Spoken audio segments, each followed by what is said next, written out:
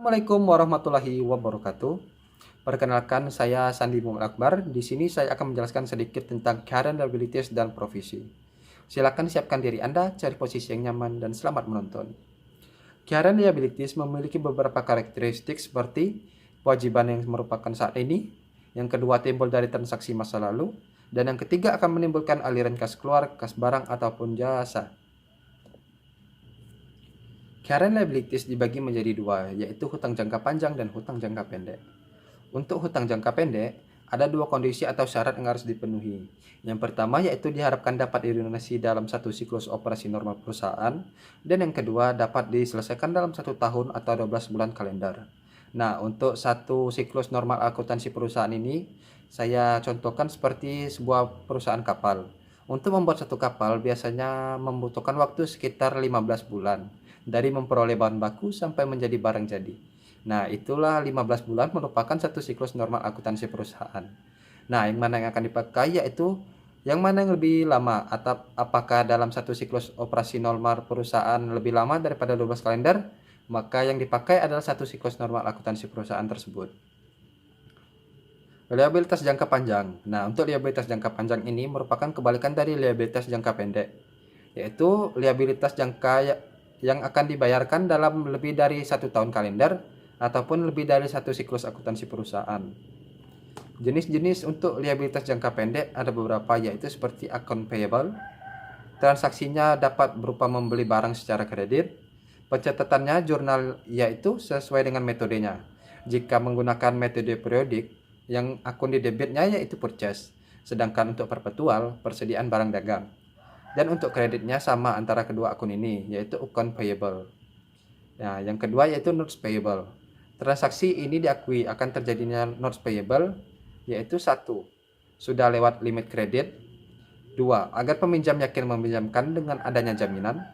Dan yang ketiga, pada saat utang jatuh tempo, tetapi kita tidak sanggup, maka akan digantikan dengan menerbitkan notes payable. Sedangkan pada saat pelunasan jurnalnya, yaitu notes payable di debit dan interest expense di debit, dan di kreditnya adalah kas. Untuk penerbitannya, akun payable di kredit, dan di kreditnya itu notes payable. Ada dua kategori dalam notes payable, yaitu yang pertama interest bearing notes atau berbunga, dan yang kedua zero interest bearing note atau wesel yang tidak berbunga. Yang ketiga merupakan yaitu current maturities of long term debt, yaitu bagian dari liabilitas jangka panjang yang akan jatuh tempo segera. Contohnya obligasi yang berumur 5 tahun pada tahun 2015 dan akan jatuh tempo pada tahun 2020. Current maturities tetap akan menjadi liabilitas jangka panjang apabila akan dilunasi dengan akumulasi aset yang kategorinya bukan sebagai current asset. 2. Akan di-refinance atau dilunasi dengan menerima suatu utang baru. Dan yang ketiga yaitu dikonversi menjadi saham biasa. Yang keempat yaitu short term obligation expected to be refinanced. Bisa tetap menjadi liabilitas jangka panjang dengan syarat yaitu dibiayai kembali. Yang kelima yaitu dividend payable. Dividen merupakan suatu laba yang diperoleh oleh perusahaan yang didistribusikan kepada para pemegang saham. Dividen diambil dari saldo laba atau return earning. Saldo normalnya yaitu berlawanan dengan saldo normal return earning yaitu debit. Return earning merupakan bagian dari ekuitas perusahaan. Pada kelompok perseroan ada dua kelompok utama, yaitu yang pertama modal saham dan yang kedua return earning yang saldo normalnya sama dengan ekuitas yaitu kredit. Dividen merupakan bagian akun nominal yang akan ditutup pada saat pembuatan jurnal penutup. Untuk pembayaran dividen ada 3 tanggal yang perlu kita garis bawahi, yaitu yang pertama tanggal pengumuman. Kita mengakuinya sehingga akan dibuat jurnal nantinya. Ada 2 jurnal yang akan digunakan. Yang pertama versi buku pengantar akuntansi yaitu dividen di debit pada dividen payable di kredit. Yang kedua yaitu versi buku intermediate yaitu return earning di debit, dividen payable di kredit. Nah, keduanya akan sama, mau versi apa saja. Karena dividen diambil dari return earning jadi sama saja. Pada akhirnya return earningnya akan berkurang. Sebagai tambahan, return earning ini adalah akun yang menampung akun-akun yang akan ditutup. Yang kedua tanggal yang perlu digarisbawahi yaitu tanggal pencatatan.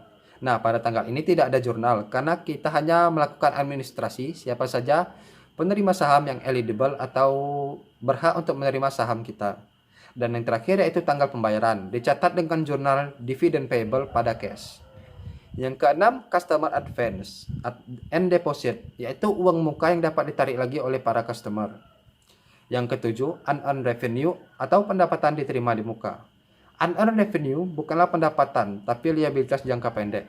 Karena kita masih berhutang kepada para customer karena kita belum menyelesaikan pekerjaan, tapi sudah mendapatkan penghasilan.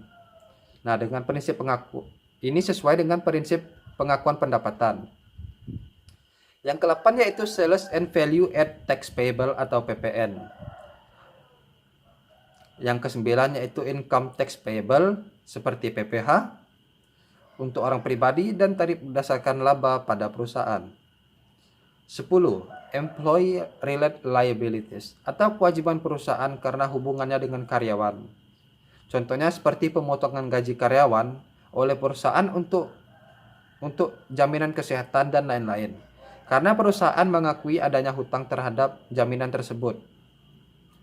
Nah, yang selanjutnya yang akan saya jelaskan yaitu provision. Merupakan bagian dari contingent liabilities. Nah, apa itu contingent liabilities?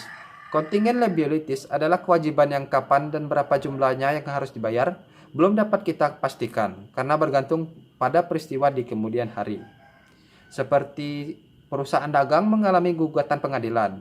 Nah, sampai saat sidang berlangsung ada dua kemungkinan yang akan terjadi, yaitu kita akan bebas tuntutan dan kalau kalah kita maka harus membayar pada penuntut. Perlakuan akuntansinya yaitu ada beberapa, seperti yang pertama yaitu remote, yaitu kurang dari 5% maka kita akan mengabaikan saja. Yang kedua yaitu kemungkinan kita kalah di atas 5% sampai 50%, disebut possible, yaitu cukup dapat diungkapkan dalam catatan atas laporan keuangan dan tidak dibuat jurnal sama sekali. Yang ketiga yaitu masuk pada kategori provisi, yaitu probable di atas 50% sampai 90%. Karena sudah masuk kategori provisi, maka kita harus membuat jurnal untuk mengakuinya. Dan kalau dibuat pencatatan, maka pasti akan diungkapkan. Nah, kalau sudah diungkapkan dan kalau sudah dicatat, akan dibuat jurnal, maka ini akan mempengaruhi laporan keuangan kita nantinya. Dan yang terakhir yaitu di atas 90% atau 90%. Nah, di sini mengapa tidak mencapai 100%? Karena kalau mencapai 100% maka masuk kewajiban pasti, bukan kewajiban bersyarat lagi, yang disebut virtually certain atau hampir pasti. Ada dua kemungkinan munculnya provisi. Yang pertama yaitu konstruktif atau kebijakan perusahaan, yaitu kewajiban bersyarat yang muncul karena adanya kebijakan perusahaan terhadap suatu kondisi. Dan yang kedua yaitu litigasi atau hukum, yaitu contohnya karena putusan pengadilan yang telah kita contohkan tadi. Selanjutnya yaitu jenis-jenis provisi.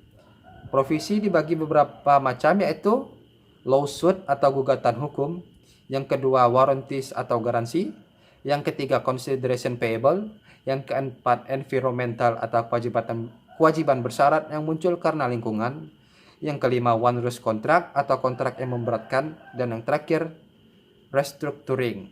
Nah, sekian dari saya tentang penjelasan provisi dan current liabilities. Semoga video ini dapat bermanfaat bagi teman-teman sekalian menonton. Sekian, wassalamualaikum warahmatullahi wabarakatuh.